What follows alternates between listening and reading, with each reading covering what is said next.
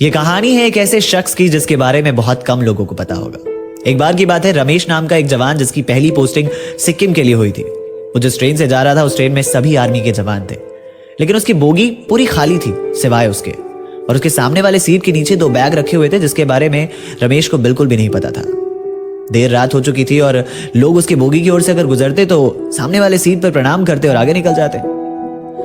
रमेश ने सोचा कि इस बारे में सुबह पूछता हूं, और नींद भी उसको काफी आ रही थी तो वो सो गया। बीच रात में जब उसकी नींद खुली तो देखा कि सामने वाले सीट पर आर्मी के ड्रेस में एक शख्स बैठा हुआ रमेश की ओर देखकर मुस्कुरा रहा था।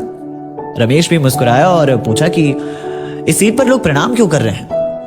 तो सामने वाले शख्स ने कोई जवाब नहीं दिया, वो पहले की भांति मुस्कुरा रहा था। रमेश को थोड़ा अजीब लगा और वो वापस से सो गया, और अचानक से जब उसकी आंखें फिर से खुली तो देखा सामने कोई था ही नहीं। ये देखकर रमेश थोड़ा डर गया और इस वजह से उसको पूरी रात नींद नहीं आई। अगली सुबह उठा तो सबसे पहले उसने यही सवाल सबसे किया कि मेरे सामने वाले सीट पर ऐसी ऐसी चीजें हुई। तो लोगों ने बताया कि ये सीट बाबा हरभजन सिंह की है। हरभजन सिंह की पोस्टिंग इंडो चाइना के बॉर्डर पर 1966 में हुई थी, और एक ग्लेशियर में फंसकर 2 साल में ही उनकी मौत हो गई। जब 3 दिन तक उनका शरीर नहीं मिला तो लोगों ने उन्हें भगोड़ा साबित कर दिया। फिर एक रात वो अपने दोस्त के सपने में आए और अपने शव के बारे में बताया। जब सोल्जर्स ने इस बारे में पता लगाया तो उनका पार्थिव शरीर बिल्कुल उसी जगह से मिला।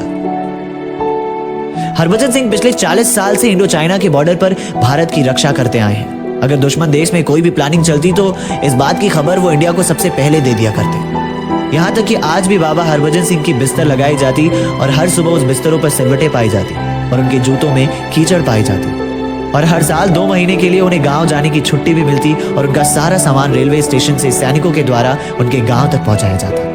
इस वजह से लोगों ने उन्हें बाबा की उपाधि दे दी और उनके नाम का एक मंदिर भी बनवाया। और यह भी कहा जाता है कि अगर सीमा पर कोई भी जवान अनुशासन में नहीं रहता तो बाबा हरभजन सिंह उन्हें सजा भी देते, और अगर किसी जवान की गलती से आंखें लग जाती तो उन्हें थप्पड़ मार के जगाया भी करते। जब ये सारी बात रमेश को पता चली तो रमेश काफी अचंभित सा हो गया। वो अपने बंकर पहुंचते ही सीधे बाबा के मंदिर पर पहुंचा और वापस से वो सारी बातें याद करने लगा जो जो चीजें उसके साथ ट्रेन में हुई थी। और इस बार फिर से बाबा हरभजन सिंह उसके सामने वही मुस्कुराता हुआ चेहरा लेकर खड़े हो गए। लेकिन इस बार रमेश ने उन्हें अनदेखा नहीं किया, बल्कि दिल से एक सल्यूट मारा। अर्थात कमाल है ना, लोग यूं ही डरते हैं, ये भी बड़ी अजीब विडंबना है। कोई मर मर के जीता है और कोई मर के जीता है। अर्थात एक जवान कहलाना इतना आसान नहीं है। जज्बातों को पिघलाकर रगों में लोहा भरना पड़ता है।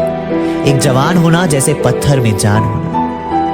कभी ठंड में ठिठुर कर देखना, कभी तपती धूप में जल कर देखना, कैसे होती है हिफाजत मुल्क की, कभी सरहद पर चल कर देखना। We really really really proud on Indian army. जय हिंद।